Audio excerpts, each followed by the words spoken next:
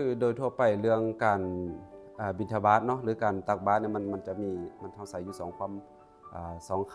ำปินดะมันเป็นภาษาบาลีปินดะแปลว่าก่อนเขาปาตะแปลว่าการตกไปอันนั้นเอา2 คำนี้มารวมเข้ากันจะมีความหมายว่าการตกไปแห่งก่อนเขา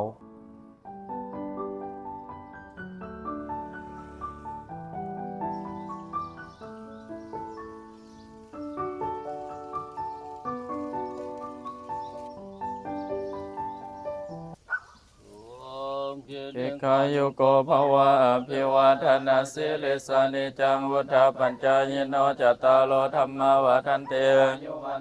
สุขังภาลัง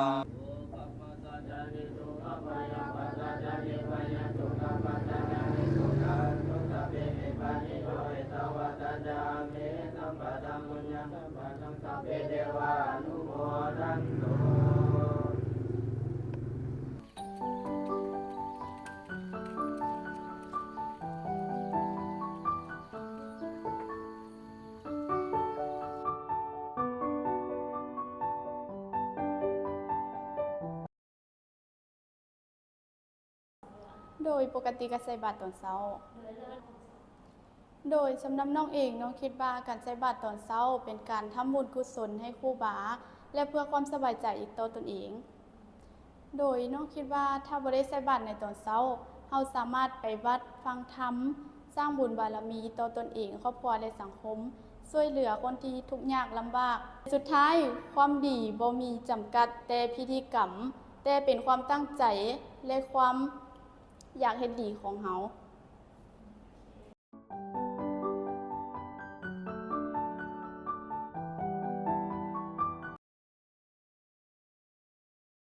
การที่แม่ดาต้องใส่บาตรทุกเช้าก็เพราะว่ามันมีหลายปัจจัย เนาะเพราะว่า1ก็คือเป็นการลดความขี้ทีขี้เหนียวของตัวเองเนาะอันที่2ก็คือเป็นการบำรุงพุทธศาสนาก็คือการได้เลี้ยงพระเนาะอันที่3ก็เป็นการแผ่บุญกุศลให้ผู้ล่วงลับอันที่4ก็คือมันเป็นการสร้างความสามัคคีแล้วก็เฮ็ดเป็นบทเรียนเฮ็ดเป็นอันนั้นไว้ให้ลูกให้หลานชนรุ่นหลังการใส่บาตรมีความหมายแนวใดเนาะก็คือว่าเราใส่บาตรแล้วเนาะมันมีความหมายก็คือเราได้อุทิศไปหาคนที่ล่วงลับไปแล้วเนาะอันที่2ก็คือการที่เราทำบุญนี่มันเป็นการสร้างสะสมบุญไว้เนาะอันนี้คือความหมายที่แม่ดาต้องเฮ็ดบุญทำบุญใส่บาตรในแต่ละวันเนาะเพราะว่าคิดว่าตายไปแล้วหั่นนะอันนี้ก็คือสิติดโตวเราไปหั่นนะโดยใส่บาตรแล้วเนาะก็รู้สึกดีสบายใจโล่งใจแล้วก็เฮ็ดให้เฮา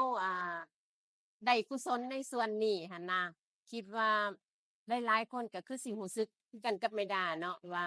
การที่เฮาทำบุญน่ะมันเป็นการอุทิศไปให้ผู้ที่ล่วงลับแล้วก็แผ่เมตตาให้กับสัตว์โลกเนาะอันนี้เป็นความรู้สึกดีเฮ็ดให้จิตใจเฮาสงบเนาะในการทำบุญว่าซั่นซะ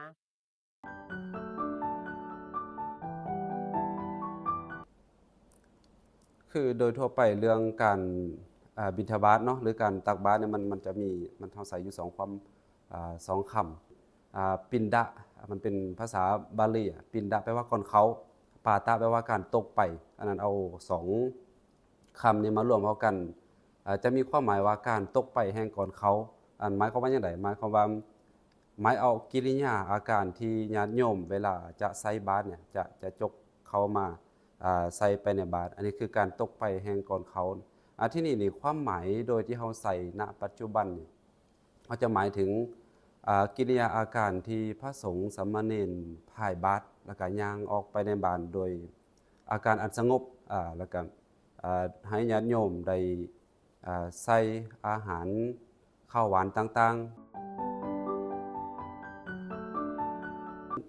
การใส่บาตรนี่มันจะมีความสำคัญ ค่อนข้างหลายแต่ว่าถ้าแยกเป็นระวังว่าสำคัญกับพระจังใดสำคัญกับโยมจังใดในการอย่างพระนี่แน่นอนล่ะมีความสำคัญในแง่ที่ว่า1ก็คือเป็นวิธีหรือเป็นกิจกรรมหนึ่งในการฝึกตนของพระโดยเฉพาะที่เราเห็นได้ชัดเจนก็คือการที่จะออกบิณฑบาตตอนเช้าได้1ก็สิ่งนึงที่เราสังเกตได้ชัดเจนก็คือการตื่นดึกลุกเช้าจังซี่การตื่นดึกลุกเช้านั้นเป็นเรื่องที่ต้องฝึกพอสมควรบางคนที่ถ้าบ่ได้ฝึกเป็นประจำน่ะก็อาจจะตื่นบ่ทันส่วนที่2ก็คือ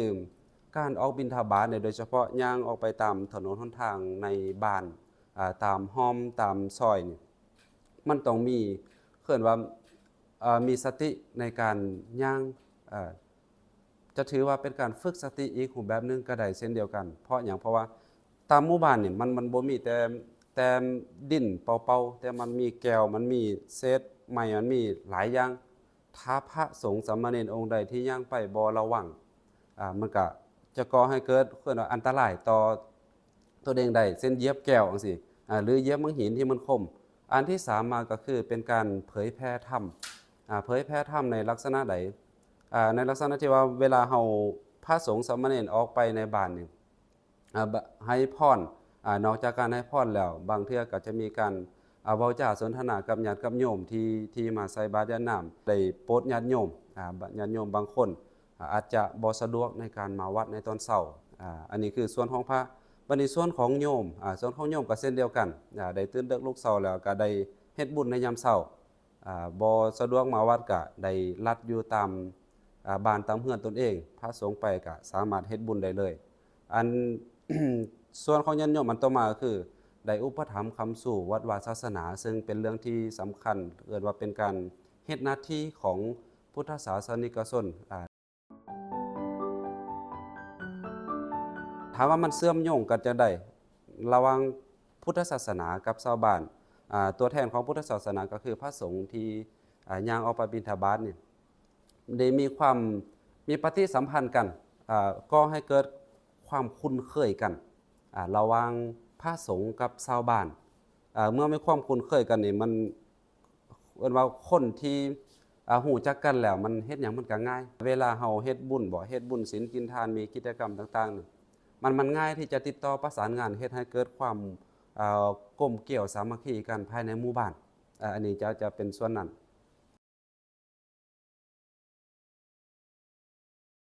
ถามว่าสำคัญจะได้มันต้องเบิ่งเป็นตัวอย่างไปดังนั้นนี่ในแง่ของพระสงฆ์นี่อาศัยญาติโยมเป็นผู้อุปถัมภ์ค้ำสู้ถ้าหากว่าญาติโยมบ่ใส่บาตรญาติน้ำนี่ก็พระสงฆ์ก็อยู่ลำบากพุทธศาสนาก็อาจจะดำรงคงมันต่อไปบ่ได้อันนี้คือในส่วนของพุทธศาสนาแต่ว่าในส่วนของฆราวาสญาติโยมหรือภาพรวมของสังคมนี่เฮาถือว่าการใส่บาตรในยามเช้าเนี่ยเป็นประเพณีอันนึงเป็นประเพณีอันดีงามอย่างนึงของคนลาวเฮาดังนั้นนี่การใส่บาตรในช่วงเช้านี่ถือว่าเฮาได้มารักษาเฮ็ดของประเพณีอันดีงามเหล่านี้ให้คงอยู่กับสังคมลาวเฮาให้คงอยู่กับบ้านนั้นถามว่าวัยหนุ่มยังเฮ็ดอยู่บ่นี่ก็คำว่าวัยหนุ่มเนี่ยเฮาหมายเอาอายุประมาณเท่าใดประมาณ15ถึง30บ่หรือ15ถึง40จะเอิ้นว่าวัยหนุ่มแต่ว่าถ้าเฮาสมมุติว่าคนหนุ่มสาวนี่ก็คือ15ปีฮอด30ปีนี่ถามว่าตามประสบการณ์ที่ฮู้ที่เห็นมานี่มีบ่ณปัจจุบันนี่ก็ยังมีอยู่ก็ยังมีแต่ว่าถ้าเทียบกับคนอายุ50อัพขึ้นไปสิก็อาจจะน้อยแต่ว่าเท่าที่สังเกตเห็นณปัจจุบันก็คือคนหนุ่มสาวเนี่ยจะใส่ในโอกาสสำคัญต่างๆอาจจะเช่นวันเกิดบ่สิหรือวันสำคัญระหว่างสิไปเสงบ่หรือสิไปเฮ็ดนั้นเฮ็ดนี้ที่เป็นเหตุการณ์สำคัญในชีวิตเนี่ยอาจจะเห็นใส่เป็นเฉพาะกรณีไปแต่ว่าถ้าว่ามาตักบาตรอยู่ในวัดสิเป็นศีลคำศีล8ค่ำ15ค่ำจังซี่ก็มีปกติก็คือระหว่างคนหนุ่มคนสาวกับคนที่มีอายุหลาย50-60นี่ก็ค่อนข้างจะว่าครึ่งต่อครึ่งว่าซั่นซะดังนั้นนี่จะถือว่าผู้ใดหลายกว่าผู้ใดก็อาจจะเว้ายากหน่อยนึงอันนี้มันแล้วแต่ระยะ ระยะของการเฮ็ดบุญใส่บาตรในแต่ละช่วงเป็นหยังต้องเฮ็ดความดีเนี่ยเฮาจะถ้าตามความเชื่อของพุทธศาสนาเนี่ยเฮาเชื่อว่ามนุษย์เฮาเกิดมานี่เฮาเอาสามารถนำมาได้2อย่างก็คือ1คือความดี2คือความบ่ดีก็คือที่เฮาเอิ้นว่าบุญกับบาปนั่นแหละ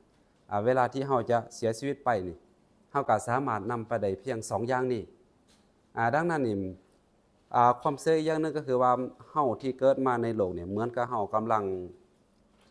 ท่องเที่ยวอยู่ในวัฏสงสารบัดนี้การเฮ็ดความดีนี่เปรียบเหมือนการกะเกี่ยมเสบียงหรือเกี่ยมอาหารข้าวหวานเกี่ยมข้าวเกี่ยมน้ำเพื่อที่จะเดินทางต่อไปถ้าเฮาบ่เกี่ยมหยังเลยเนี่ยเฮาก็จินตนาการเฮาไปฮอดครึ่งทางล่ะอยู่ระหว่างทางเฮาสิมีหยังกินสิมีหยังไปล่อเลี้ยงชีวิตให้เฮาเปรียบเทียบว่าการเฮ็ดความดีนี่เหมือนการกะเกี่ยม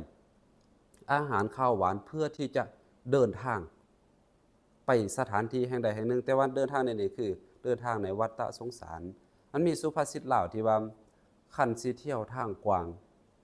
ให้หาห่มบังหัวบ่คันสิเดินทางไกลไถถงให้มีพร้อมอันนี้คือหมายความว่าให้เฮาได้กะเกี่ยมเฮ็ดบุญศีลกินทานต่างๆเพื่อว่าเฮาสิได้ใช้ในระหว่างทางอันนี้การถามว่าเป็นหยังถึงต้องทำความดีเนี่ยก็เป็นเพราะนี่แหละเพราะความเชื่อเรานี่แหละความจริงในพุทธศาสนาเนี่ยมีวิธีการเฮ็ดบุญค่อนข้างหลายค่อนข้างหลายในที่นี้ก็คือมีหลายวิธีในการเฮ็ดบ่จำเป็นแต่ว่าใส่บาตรเท่านั้นที่เป็นการเฮ็ดบุญการรักษาศีลรักษากฎระเบียบรักษาศีล5คันถ้าเป็นญาติโยมก็เป็นศีล5บ่ให้1บ่ให้ฆ่าสัตว์2บ่ให้ลักทรัพย์3การบ่พูดผิดในกาม4การบ่เว้าขี้ตัว5การบ่ดื่มสุรายาเมาสิ่งเสพติดทั้งหลายนี่ก็เป็นการเฮ็ดความดีคือกันคือการงดเว้นการเฮ็ดความดีโดยการงดเว้นอันที่3คือการเจริญภาวนาคือการเจริญสตินี่แหละการเจริญสตินี่ก็มันก็มีหลายวิธีนำเพราะว่าบางคนอาจจะมองว่าการเจริญสตินี่หมายถึงการมานั่งสมาธิอย่างเดียวบ่แม่นความจริงคือการอ่านหนังสือก็เจริญสติก็ได้เป็นการเจริญสติอีกแบบนึงเพราะหยังลองสังเกตเบิ่งก็ได้เวลาเฮาอ่านหนังสือแล้วบ่มีสติมันบ่โฟกัสบ่concentrate กับหนังสือที่เฮาอ่านเฮาก็บ่ฮู้ว่าอ่านอีหยังไปดังนั้นนี่การอ่านหนังสือจึงถือว่าเป็นการฝึกสมาธิการเจริญสติอีกรูปแบบนึงอันนี้คืออันที่3แล้วเด้ส่วนอันที่4นี่คือการแสดงความเคารพต่อบุคคลหรือสิ่งที่ควรเคารพถ้าทางสังคมณปัจจุบันคือพ่อแม่ก็เป็นถือว่าเป็นบุคคลที่ควรเคารพครูอาจารย์พระสงฆ์สามเณรพระพุทธรูปเฮาไปคาบไปไว้ด้วยจิตใจที่อ่อนน้อมส่วนอันต่อมาก็คือความดีเฮ็ดความดีโดยการมีจิตอาสาภาษาดังพระเอิ้นว่าไว้ยาววัดจะไม่ก็คือการมีจิตอาสาช่วยเหลืองานสาธารณะสมมุติถนนทางเปื้อนเฮาไปช่วยกันในการปัดในการกวาดก็เป็นการเฮ็ดความดีเช่นเดียวกันหรือบางองค์กรมักจะมีบางองค์กรเพิ่นมากวาดวัดว่าอาหารทำความสะอาดวัดล้างห้องน้ำบ่กวาดเดินวัดบ่อันนี้ก็เป็นการเฮ็ดคุณงามความดีโดยการมีจิตอาสาอันนี้นี่เป็นข้อที่5ส่วนอันที่6ก็คือการเฮ็ดความดีโดยการแสดงความยินดีกับผู้อื่นฝึกมันต้องได้ฝึกพอสมควรเลยผู้อื่นใดดีผู้อื่นจบการศึกษาสิcongratulation กับเขาจังได๋มีดอกไม้บ่หรือมีหยังอันนี้ก็คือเป็นการเฮ็ดความดีอีกรูปแบบนึงต่อมาอันที่7ก็คือบุญสำเร็จที่เกิดขึ้นจากการที่เฮาได้อุทิศส่วนบุญถ้าทางภาษาพระเรียกว่าอุทิศส่วนบุญก็คืออย่างเช่นมีคนเสียชีวิตเฮาได้ตั้งกองได้ใส่บาตรญาติน้ำไม้ทานไปให้ก็เป็นการเฮ็ดความดีคือกันส่วนอันต่อมาอันที่8ก็คือบุญหรือความดีเกิดขึ้นจากการฟังธรรมคำว่าธรรมในที่นี้อาจจะบ่ได้หมายเฉพาะแต่ฟังครูบาอยู่ในวัดเทศนาธรรมอาจจะไปฟังครูอาจารย์อยู่โรงเรียนที่สอนเกี่ยวกับวิชาใดวิชาหนึ่งถ้าว่าความดีมันเกิดขึ้นเพราะหยังเพราะความดี เมื่อเกิดขึ้นกับจิตใจของบุคคลได้แล้วมันช่วยหนุนให้บุคคลนั้นเกิดความเจริญอันที่เก่าก็คือความดีเกิดขึ้นจากการเผยแพร่องค์ความรู้ที่เฮามีอยู่ภาษาพระเอิ้นว่าแสดงธรรมแต่ว่าถ้าเป็นญาติโยมก็อาจจะเป็นการเผยแพร่องค์ความรู้ที่ได้เรียนมาให้ผู้อื่นได้รู้ให้ผู้อื่นได้นำไปปฏิบัติมันเกิดประโยชน์แล้วความดีมันก็เกิดขึ้นกับผู้ที่ถ่ายทอดความรู้เหล่านั้นไปเนาะอันนี้คืออย่างที่เก่าส่วนอย่างที่10ก็คือความดีมันเกิดขึ้นจากการที่เฮาทำความเห็นหรือทำความเข้าใจในเรื่องใดเรื่องหนึงหรือกฎเกณฑ์ของธรรมศาสตร์ให้มันถูกต้องอาจจะงงหน่อยนึงคือในแง่ที่ว่าการทำความเห็นให้ถูกต้องนี่อาจจะไปทำความเข้าใจในกฎระเบียบกฎหมายสิ่งต่างๆเหล่านี้ถ้าเฮาบ่เข้าใจเฮาเฮ็ดผิดไปแล้วมันก็ให้เกิดโทษกับตัวเฮา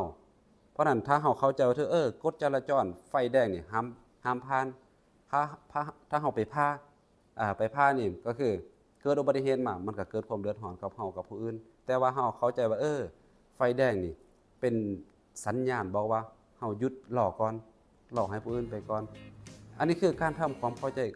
ใจกฎเกณฑ์ต่างๆคือการทำความเห็นให้มันถูกต้องนะประมาณนี้ใส่บาตรยามน้ำในช่วงเช้านี่ถ้าเฮาบ่สามารถเฮ็ดได้แล้วสิ่งอื่นเฮาสามารถเฮ็ดหยังได้ก็คือทั้ง9อย่างที่ว่ามานี่แหละก็ได้เช่นเดียวกันเนาะเพราะฉะนั้นในเรื่องการเฮ็ดความดีก็ประมาณนี้